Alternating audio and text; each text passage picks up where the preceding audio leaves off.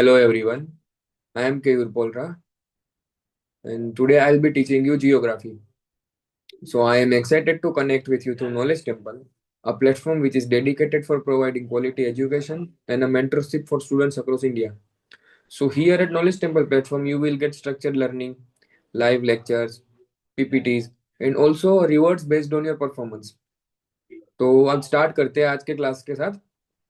तो आज हम देखेंगे कि जो हमारा जो सोलर एनर्जी होती है आपकी, जो सन से जो भी एनर्जी आती है आपकी, सोलर रेडिएशन क्या होता है, हीट बैलेंस और टेम्परेचर, इसके बारे में देखेंगे। ठीक है, क्योंकि हीट बैलेंस, अर्थ का हीट बैलेंस क्या होता है वो सब कुछ। ठीक है, तो सबसे पहले हम देखते हैं कि इंसोलेशन क्या होता है। ठीक है, तो इंसोलेशन क्या होता है देखते हैं। सो इंसोलेशन क्या होता है, the heat received by the earth. ठीक है, known as incoming solar radiation. और इंसोलेशन मतलब जो भी सन से जो भी हीट आती है आपकी, ठीक है, जो अर्थ पे जो भी हीट आपकी रिसीव होती है, सन से जो भी हीट आपकी जो अर्थ पे रिसीव होती है, तो उसको बोलते हैं हम इंसोलेशन। और ये भी कह सकते हैं कि इनकमिंग सोलर रेडिएशन मतलब सोलर से जो भी रेडिएशन आता है आपका अर्थ पे, तो उसको बोलते हैं इंसोलेशन।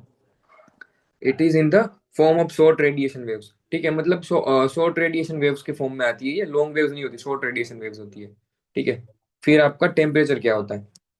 तो सबको पता है टेम्परेचर इज इंटेंसिटी और डिग्री ऑफ हीट। ठीक है, मतलब हीट की डिग्री कितनी कितनी गर्म है हीट।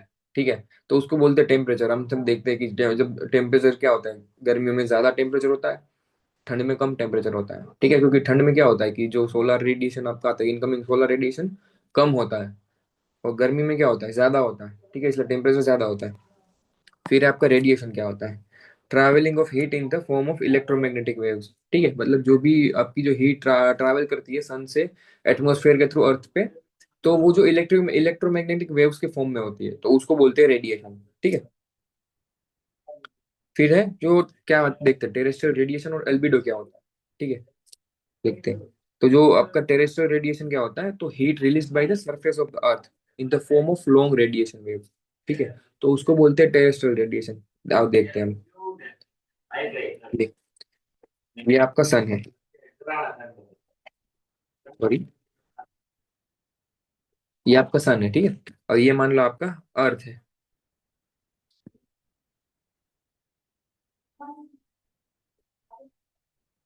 ठीक है, जैसे मान लो, थोड़ा समझ लो कि अर्थ समझ लेना, इसको अर्थ बोलते हैं। ठीक है, तो जो भी है आपकी सन से जो भी हीट आएगी आपकी, ठीक है, अर्थ की तरफ, अर्थ के सरफेस की तरफ, तो ये क्या होती है, ये शॉर्ट वेव, शॉर्ट होती है। ठीक है, ये आपकी होगी शॉर्ट वेव्स। ठीक है, तो जो अर्थ पे आएगी एटमॉस्फेयर के थ्रू, फिर अर्थ के सरफेस पे आके वो हीट करेगी। ठीक है, फिर क्या होगा, जो अर्थ के सरफेस पे आके जो वापस रिवर्ट बैक करेगी जो भी वेव। ठीक है, जैसे मान लो ये वेव से वापस अर्थ के सरफेस पे आके टकरा के वापस जाएगी। ठीक है, तो इस ये हो गया कि लॉन्ग वेव होती है ये। ठीक है, जो इनकमिंग होती है वो शॉर्ट वेव होती है, जो आउट गोइंग होती है अर्थ अर्थ से, वो होती है आपकी लॉन्ग वेव। तो इसको बोलते हैं टेरेस्ट्रियल रेडिएशन। ठीक है, तो एल्बिडो क्या होता है, the amount of reflected solar energy without being absorb by the surface of the earth. देखो, टेरेस्ट्रियल रेडिएशन में क्या होता है कि जो शॉर्ट वेव्स आपकी सन से निकल के आती है अर्थ के सरफेस पे, तो वो उसको सरफेस क्या होता है, कुछ वेव्स को एब्जॉर्ब कर लेता है, और कुछ मतलब जिस वेव को वो रिफ्लेक्ट बैक करता है उसको बोलते हैं लॉन्ग वेव रेडिएशन। ठीक है, तो उसको बोलते हैं टेरेस्ट्रियल रेडिएशन। तो वो लॉन्ग वेव्स होती है, इनकमिंग होती है, शॉर्ट होती है। एल्बिडो में क्या होता है, एल्बिडो में बेसिकली एब्जॉर्ब नहीं करती है, जो आपका अर्थ पे जो भी मतलब आपका सरफेस होगा, जो भी आपको आपको जो इनकमिंग सोलर रेडिएशन है, उसको अगर एब्जॉर्ब नहीं किया सन के किसी भी अर्थ के किसी भी पार्ट ने, और वैसे ही उसको जैसे ही आई थी जितने अमाउंट में, उतने ही अमाउंट में वापस रिफ्लेक्ट बैक कर दिया, तो उसको बोलते हैं एल्बिडो। ठीक है, बेसिकली क्या एल्बिडो कहाँ आपको ज्यादा दिखेगा, जो आपकी हिमालयन हिमालयन माउंटेन है आपका, तो वहां पे क्या होता है, जो फ्रेश स्नो होती है वो बिल्कुल व्हाइट होती है। ठीक है, तो क्या होगी, जो स्नो होती है आपकी, वो मतलब उसका एल्बिडो बहुत हाई, मतलब सबसे ज्यादा होता है। तो जो भी इनकमिंग सोलर रेडिएशन आपके आएगी, इनकमिंग सोलर वेव्स आती है आपकी, इलेक्ट्रोमैग्नेटिक वेव्स अर्थ में, तो जब वो आपकी हिमालयन माउंटेन्स पे जो स्नो होगा उस पर जब टकराएगी, ठीक है, उस पर जब हिट करेगी, तो क्या होगा, वो वापस रिफ्लेक्ट बैक कर देगी। ठीक है, क्योंकि क्या होता है कि जो स्नो होता है वो हीट को एब्जॉर्ब नहीं करता। ठीक है, तो उसको बोलते हैं एल्बिडो। ठीक है, मतलब विदाउट एब्जॉर्ब करे बगैर सन की जो भी आपकी सोलर एनर्जी उसको रिफ्लेक्ट बैक कर देना। टेरेस्ट्रियल रेडिएशन में थोड़ा सा एब्जॉर्ब करेगा अर्थ का सरफेस।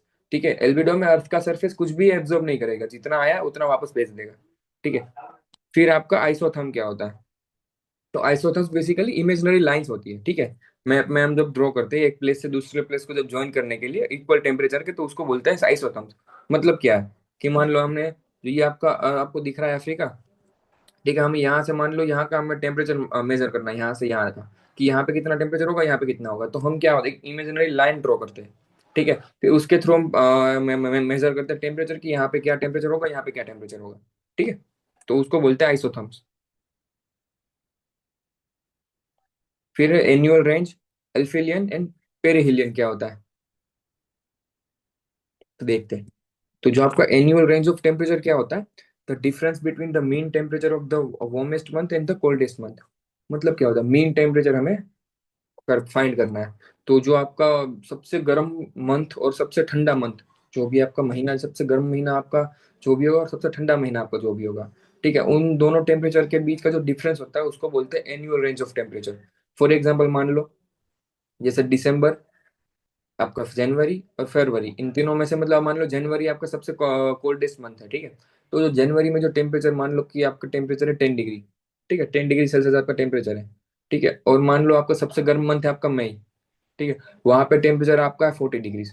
तो इन दोनों के बीच का डिफरेंस क्या होगा, 30 डिग्रीज, ठीक है। तो ये जो डिफरेंस होता है उसको बोलते हैं एनुअल रेंज ऑफ टेम्परेचर, ठीक है। फिर आपका एफिलियन, ठीक है। तो एफिलियन क्या होता है, the earth farthest point from the sun, ठीक है, on 4 July is called aphelion. मतलब क्या है कि जो अर्थ का सबसे फारदेस्ट पॉइंट होगा, जो सबसे दूर पॉइंट होगा जो आपका सन से, ठीक है, 4 जुलाई को, उसको बोलते हैं एफिलियन। मान लो ये आपका सन है, ठीक है, सन है आपका, तो ये आपका हो गया अर्थ, ठीक है। तो अब इससे सबसे दूर पॉइंट कौन सा होगा सन के हिसाब से, ठीक है, देखो यहाँ से देखोगे आप, तो ये वाला सबसे दूर पॉइंट हो जाएगा सन से, सन के लिए। तो यहाँ पे इसको बोलते हैं एफिलियन, ठीक है। 4 जुलाई को, 4 जुलाई को जो भी अर्थ का जो भी पॉइंट सबसे दूर होगा, ठीक है, सन से सबसे दूर होगा, उसको बोलते हैं एफिलियन। और पेरिहिलियन में क्या होता है कि अर्थ का जो भी पॉइंट सबसे नजदीक होगा 3 जनवरी को, ठीक है, डेट्स याद रखना, 3 जनवरी और 4 जुलाई, ठीक है। तो 3 जनवरी को जो भी पॉइंट अर्थ से सबसे नजदीक होगा उसको बोलते हैं पेरिहिलियन, ठीक है। देखो इसमें आप देख सकते हो यहाँ पे पीछे जो इमेज दिख रही है आगे आपको, ये जो ये सन है, ठीक है, सन से एक लाइन ड्रॉ करते हैं।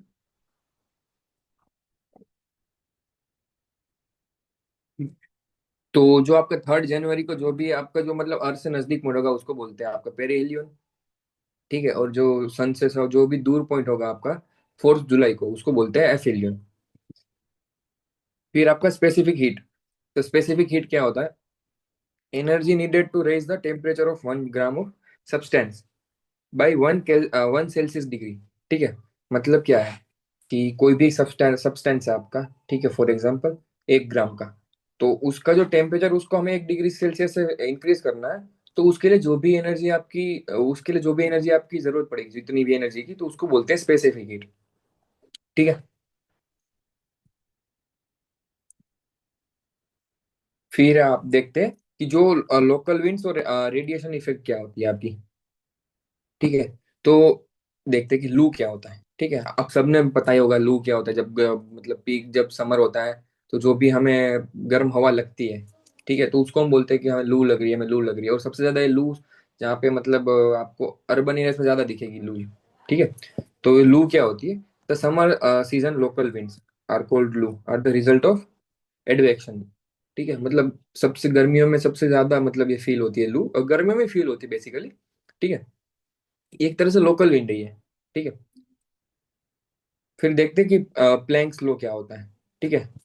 Voter a body the more energy it will radiate and the shorter the wavelength, ठीक है।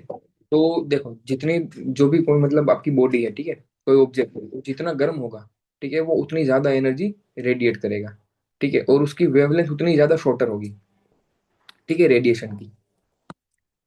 फिर आपका एयर ड्रेनेज क्या होता है, सो तो air drainage, the down slope movement of relatively cold air and it's replacement bye warm air in valley bottoms, ठीक है। तो जो आपकी वैली बॉटम्स होती है, ठीक है, जैसे मान लो ये आपका होता है वैली, ठीक है, ये वैली है। तो जो यहाँ पे जो भी आपका जो टेम्परेचर जो डिफरेंस होता है आपका, ठीक है, क्या down slope movement of relatively cold है, मतलब कोल्ड एयर यहाँ से नीचे आएगी, ठीक है। वो जो यहाँ पे वार्म एयर होगी यहाँ पे, ठीक है, जो वार्मर होगी आपकी, जो कोल्ड एयर है आपकी, इसको रिप्लेस करके यहाँ पे अपने प्लेस बना लेगी, तो उसको बोलते हैं एयर ड्रेनेज।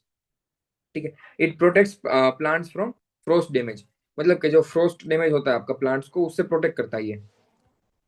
ठीक है। फिर आपका कॉन्टिनेंटालिटी। सो कॉन्टिनेंटालिटी क्या है? Effect of location with in a continent on a climate. ठीक है। मतलब क्या है कि जो कॉन्टिनेंट का क्लाइमेट है उससे लोकेशन पे क्या इफेक्ट पड़ता है। ठीक है। Continental locations typically have larger temperature ranges and drier conditions than maritime locations. मतलब क्या है कि जो कॉन्टिनेंटल लोकेशंस होते हैं हमारे, ठीक है, वो बेसिकली क्या होता है, वहाँ के जो टेम्परेचर होते हैं वो लार्जर है, मतलब वहाँ पे डिफरेंसेस बहुत ज्यादा होते हैं। ठीक है। और कंडीशंस ड्रायर होती है मेरी टाइम लोकेशंस के मुकाबले, क्योंकि वहां पे ये नहीं कि 24 आवर्स मॉइस्चर आपको मिलेगा ही मिलेगा। ठीक है। मरीन लोकेशंस में क्या है कि वहां पे वाटर की अवेलेबिलिटी अवेलेबिलिटी होगी आपकी, तो उसकी वजह से क्या होगा, वहां पे मॉइस्चर वगैरह बनता रहेगा, तो उसकी वजह से आपको वहां पे मतलब कंडीशंस थोड़ी वेट दिखती है। ठीक है। फिर variations of solar energy through, ठीक है यार, मतलब थ्रू आउट द ईयर, मतलब सोलर एनर्जी में क्या वेरिएशंस होते हैं वो देखते हैं। ठीक है। तो देखते हैं पहला क्वेश्चन कि how does the energy receive in upper layer of the atmosphere keep changing at different times of the year. ठीक है।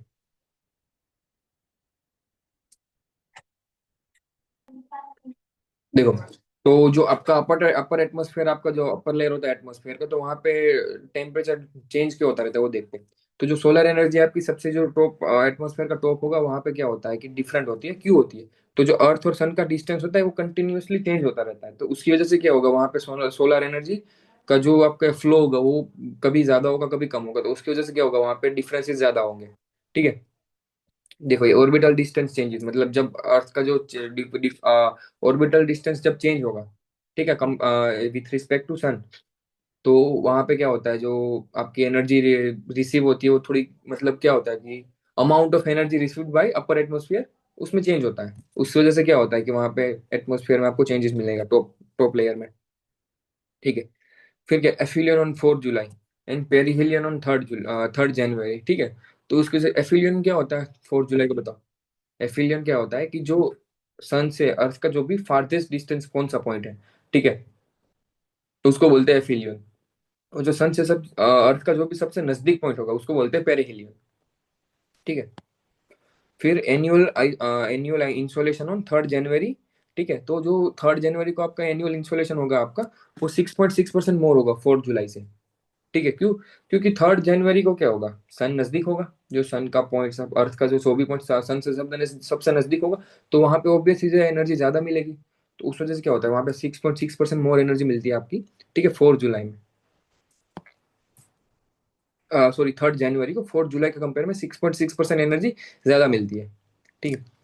This variation is less influence on daily weather because of land sea distribution and atmospheric circulation. मतलब जो भी changes वगैरह है उस पर influence, मतलब डेली वेदर कंडीशन में बहुत कम होता है। ठीक है। क्यों? क्योंकि जो लैंड सी डिस्ट्रीब्यूशन आपका है और एटमॉस्फेरिक सर्कुलेशन है उसकी वजह से। ठीक है। फिर कौन से देखो की फैक्टर्स कौन से इंसोलेशन को जो अफेक्ट करते हैं। ठीक है। What controls how much solar energy reaches earth surface, मतलब क्या चीजें कंट्रोल करती है कि कितनी जो सोलर एनर्जी आपकी अर्थ के सरफेस पे पहुंचेगी। ठीक है। तो उसमें सबसे पहला है rotation of the earth on its axis. ठीक है। अगर आपको विजिबल नहीं है, थोड़ा सा पीपीटी वैसी बन गई है तो आपको थोड़ा आई थिंक विजिबल नहीं होगा, तो मैं बोल रहा हूँ आप उसको समझ लो। ठीक है। तो जो अर्थ का रोटेशन है एक्सिस पे अपने, ठीक है, एक तो वो फैक्टर है। क्योंकि जो अर्थ का एक्सिस है वो टिल्ट है 6.5 डिग्री आपका टिल्ट है रिलेटिवली इट ऑर्बिटल प्लेन। ठीक है। जो उसका ऑर्बिटल प्लेन है उसके रिलेटिव में अर्थ का एक्सिस 66.5 डिग्री टिल्ट है। ठीक है। तो उससे क्या होता है, जो इन्फ्लुएंस होता है amount of insolation at different latitudes, मतलब कि जो डिफरेंट लेटीट्यूड्स आपके हैं अर्थ पे, तो वहां पे क्या होता है कि जो इंसोलेशन होता है उसमें डिफरेंसेस आते हैं। ठीक है। फिर आपका angle of inclination of sunrise. ठीक है। तो सनराइज का जो भी मतलब एंगल इंक्लाइनेशन का, वो भी एक मेजर फैक्टर है इसमें।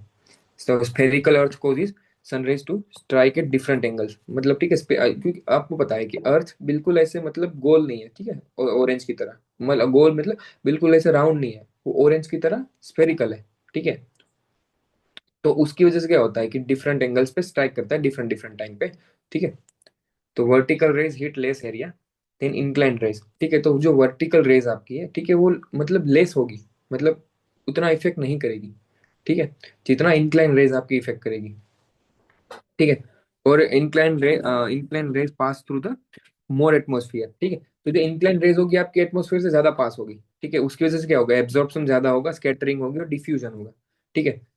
वर्टिकल बिल्कुल सीधी आ जाएगी, ठीक है, बट इंक्लाइन होगी आपकी ऐसे आएगी, तो उससे क्या होगा, इंक्लाइन आपकी थोड़ी सी ऐसे होके आएगी, तो वो एटमोस्फेयर में ज्यादा एब्जॉर्ब होगी, ठीक है, इंक्लाइन रेज, तो उसकी वजह से एब्जॉर्प्शन होता है, स्कैटरिंग होती है, डिफ्यूजन होता है, ठीक है। फिर है आपका ट्रांसपेरेंसी ऑफ द एटमोस्फेयर, मतलब एटमोस्फेयर कितना ट्रांसपेरेंट है उसके ऊपर भी डिपेंड करता है।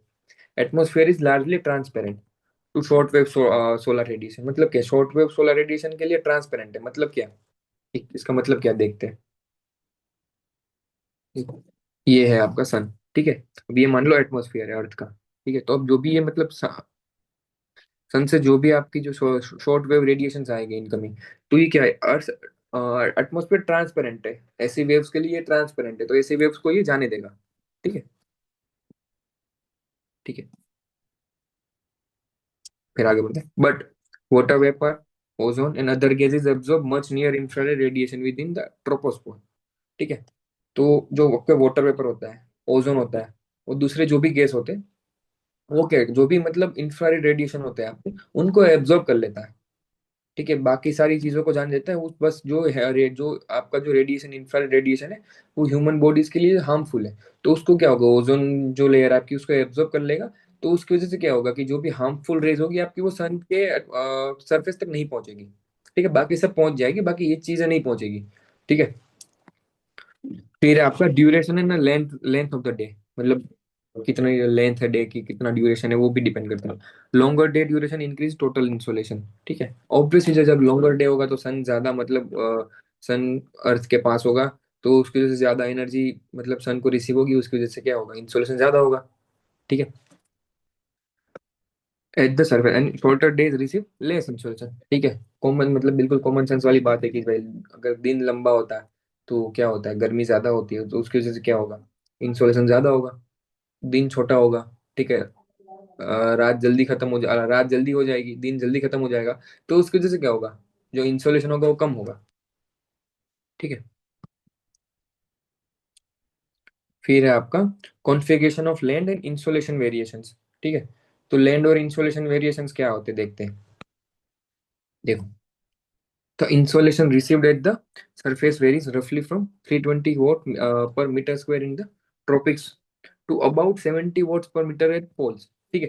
तो जो इंसोलेशन रिसीव होता है आपका, ठीक है, सरफेस पे, तो कहाँ होता है, जो ट्रॉपिक्स होता है आपका, ठीक है, ट्रॉपिक्स पता है ना आपको, ट्रॉपिक्स तो क्या होता है, देखो, ये अर्थ है, ठीक है। तो जो ये वाले दोनों एरिया है, ठीक है, आपको ये आपका नॉर्थ पोल है और ये आपका साउथ पोल है, ठीक है, ये आपका हो गया इक्वेटर, ठीक है। फिर ये दो, ठीक है। तो ये क्या आपका जो ट्रॉपिक ऑफ कैप्रिकॉन और ये आपका ट्रॉपिक ऑफ कैंसर, ठीक है।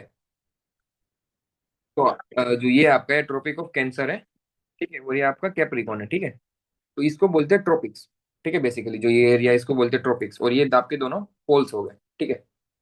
तो क्या है कि जो सरफेस वेयर रफली 320 watt per metre square in the tropics, मतलब ट्रॉपिक्स में आपका 320 वॉट्स पर मीटर स्क्वायर तक वेरी करता है आपका जो इंसोलेशन होता है, और जो पोल्स पे है वो 70 वॉट पर मीटर स्क्वायर होता है, तो आप डिफरेंस देख सकते हैं देखो, साफ डिफरेंस आपको समझ आ जाएगा, देखो,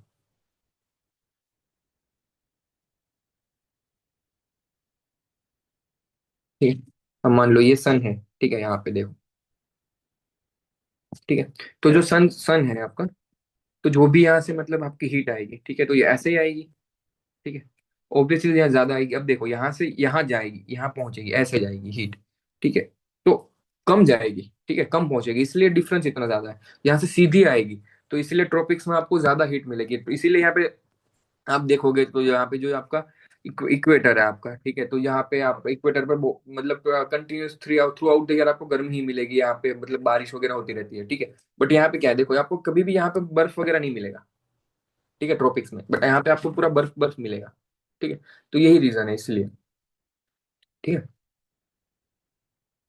फिर क्या, subtropical desert receive maximum insolation due to lack of cloudiness, ठीक है। तो जो आपके सब ट्रॉपिकल डेजर्ट होते हैं आपके, ठीक है, तो वहां पे क्लाउड्स इतने नहीं होते, ठीक है, क्योंकि वहां पे क्लाउड्स फॉर्मेशन के लिए क्या चाहिए, ठीक है, आपको एक तो वेदर गर्म चाहिए, मौसम गर्म चाहिए, ठीक है। उसकी वजह से क्या होता है, जब मौसम गर्म होगा तो जो भी आपका पानी वगैरह होगा, ठीक है, वो एब्जॉर्ब होकर ऊपर जाएगा, ठीक है, तो वहां पे जाके क्लाउड्स बनेगा। बट सब ट्रॉपिकल डेजर्ट्स में ऐसा नहीं होता कि थ्रू आउट द ईयर वहां पे जो, sorry, through out the year वहां पे आपको गर्म मौसम मिलेगा, इसकी वजह से वहां पे क्लाउड्स इतने नहीं होते हैं, ठीक है। तो इसलिए वहां पे इंसोलेशन मैक्सिमम होता है, ठीक है। Continents generally receive more insolation than oceans at the same latitude. देखो, जो कॉन्टिनेंट्स होते हैं, ठीक है, सेम लेटीट्यूड मान लो, कॉन्टिनेंट्स और ओशियन सेम लेटीट्यूड पे, तो कॉन्टिनेंट पे ज्यादा इंसोलेशन रिसीव होगी कंपेयर टू ओशियंस। क्यों ऐसा होगा, तो ओशियन जो आपका है, ठीक है, वो पूरा पानी है, ठीक है, तो उसमें क्या होगा, वो सरफेस हार्ड सरफेस नहीं है, जो ओशियन का सरफेस है वो हार्ड नहीं है। तो उसमें जब क्या होगा कि, यहाँ पे समझते हैं, देखो,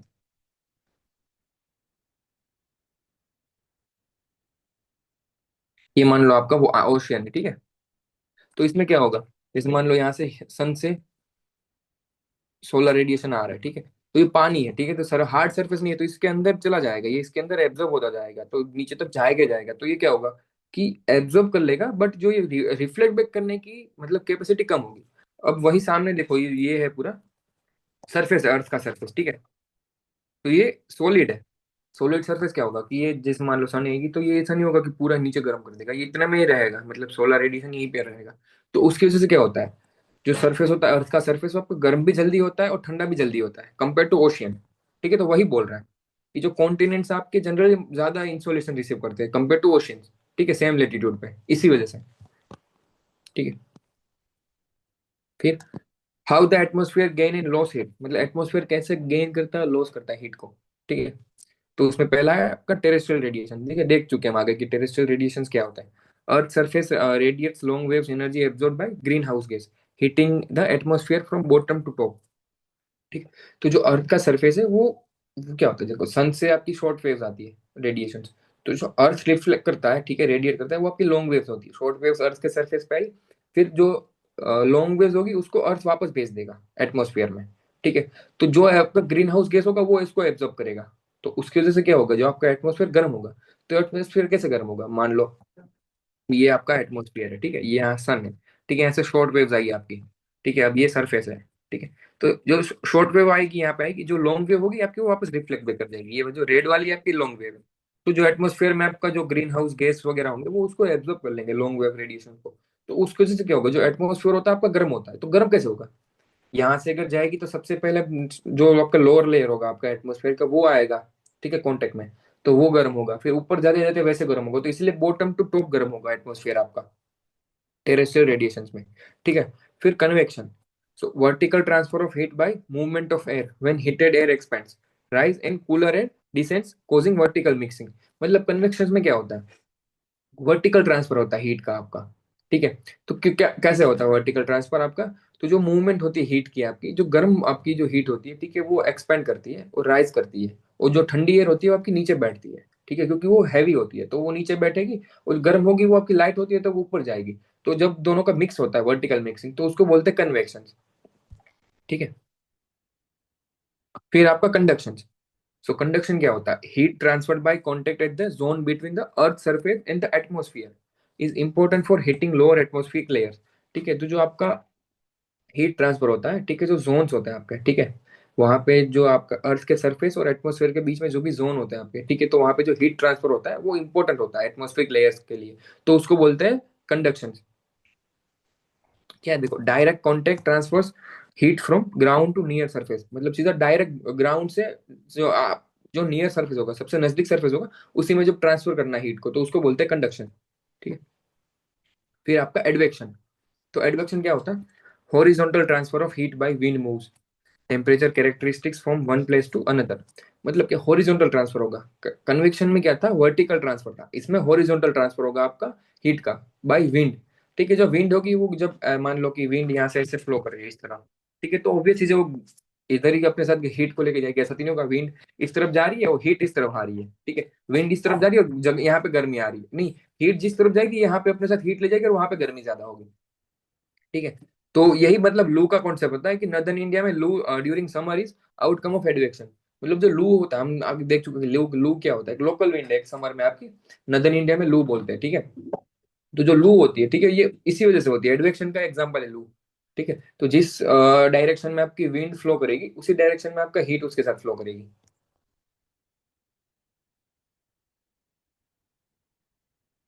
देखो फिर है, why the atmosphere is heated indirectly, मतलब एटमोस्फियर जो हमारा इनडायरेक्टली क्यों हीट हो रहा है। ठीक है।